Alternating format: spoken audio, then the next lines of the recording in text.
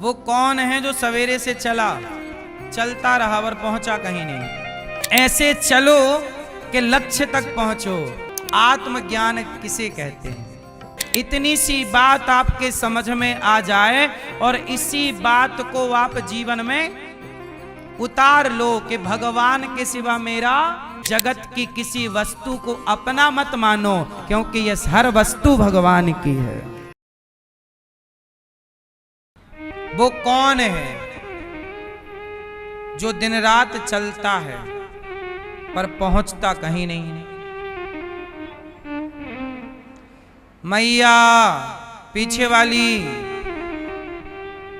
बताओ, वो कौन है जो दिन रात चलता है पर पहुंचता कहीं नहीं? अरे समय तो पहुंचता है, सवेरे से देखो शाम हो गई, शाम को पहुंच गया, फिर सवेरे पहुंच गया। लो मतलब तुम जो कहोगी वही सही है। भाई समय चलता है तो आगे बढ़ता है कि नहीं? आगे बढ़ता है समय, वहीं थोड़ी खड़ा रहता है समय। समय रुकता थोड़ी है। सुना नहीं आपने कि समय रुकता नहीं? वो कौन है जो चलता है दिन भर पर पहुंचता कहीं नहीं? वो कौन है जो चला पर पहुंचा कहीं नहीं? चश्मा वाले भैया,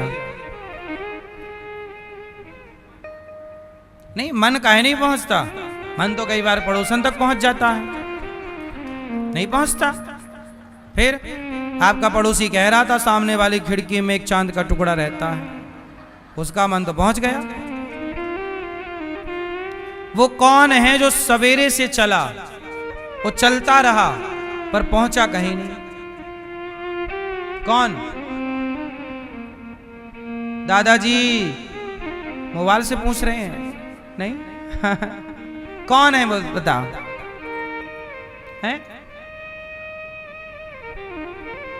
आप बताओ, वो कौन है जो सवेरे से चलता रहा और पहुंचा कहीं नहीं? कौन? आप बताओ। हैं? इच्छाएं।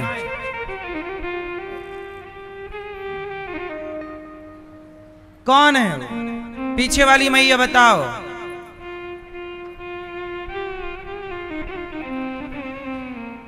सवेरे से चला कोल्हू का बैल, सवेरे से चला कोल्हू का बैल, शाम तक चला पर पहुंचा कहीं नहीं। जहां से चला वहीं खड़ा,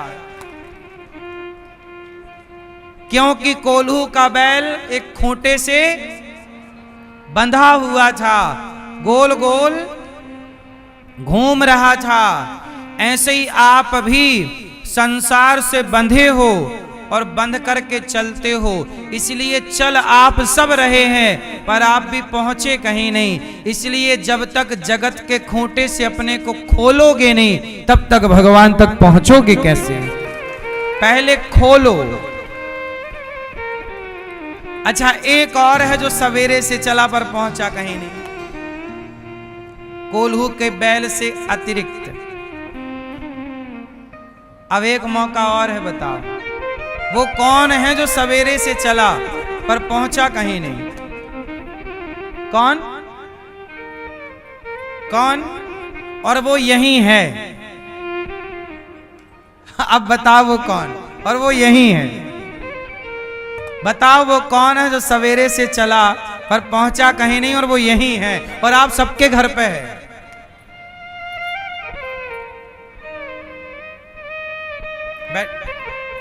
सुनो, वो है पंखा। सवेरे से चल रहा है पर पहुंचा कहीं नहीं। पंखा सवेरे से नहीं कह रहे पंखा चल रहा है, पंखा कूलर चल रहा है, चल ही रहा है, पहुंचा कहीं नहीं। पंखा चल रहा है पर पहुंचा कहीं नहीं। कोल्हू का बैल चल रहा है पर पहुंचा। कुछ लोग ऐसे ही हैं कि जिंदगी भर चले पर पहुंचे नहीं। तो चलने से फायदा क्या? ऐसे चलो कि लक्ष्य तक पहुंचो।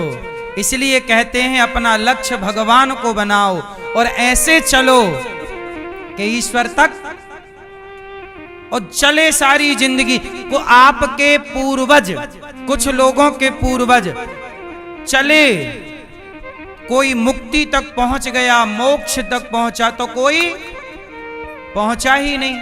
अब आप लोग बताओ कि आप लोग भी चल रहे हो, मरने से पहले तक पहुंच जाओगे कि बिना पहुंचे ही तय हो जाओगे? बताओ आप लोग बिना पहुंचे मरोगे कि पहुंच के मरोगे? कहां पहुंच के हैं? भगवान में मन लग जाए, भगवान के सिवा मेरा। अच्छा ये बताओ, आप कहो तो मैं आपको आत्मज्ञान होने का एक मंत्र दे सकता हूं।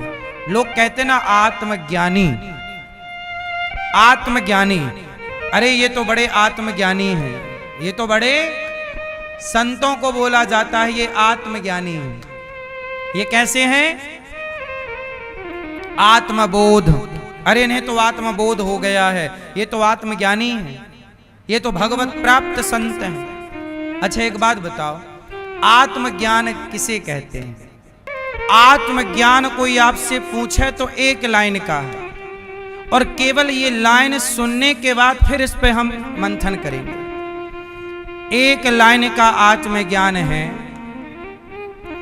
आप इतनी बात जान लो कि भगवान के सिवा मेरे तो गिरधर गोपाल दूसरो ना, भगवान के सिवा मेरा कोई नहीं है इस संसार में। ये जान लेने वाला और ये मान लेने वाला व्यक्ति आत्मज्ञानी है। जो ये मान ले कि भगवान के सिवा मेरा, ईश्वर के सिवा मेरा, यही आत्मज्ञान है। अब हम लोग पूरी जिंदगी में ये नहीं मान पाते कि हमारे भगवान हैं, इनके सिवा हमारा।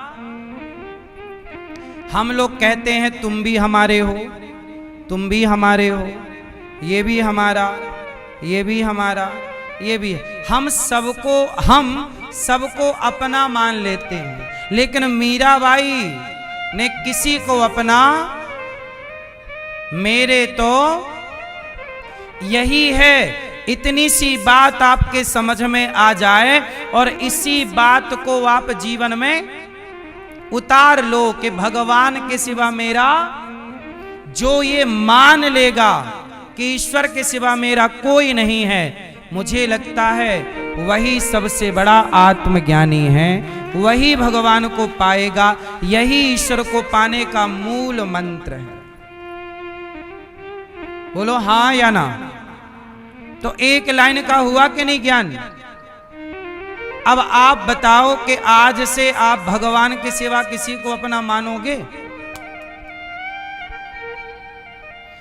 संसार के साथ वैसा व्यवहार करो जैसा व्यवहार काम वाली बाई आपके साथ करती है। काम वाली बाई को भी गुरु मानना चाहिए। कैसे?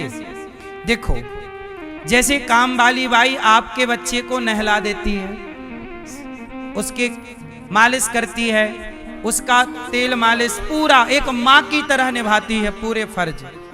पर एक बात बताओ, क्या वो काम वाली बाई क्या आपके बेटे को क्या अपना बेटा मानती है?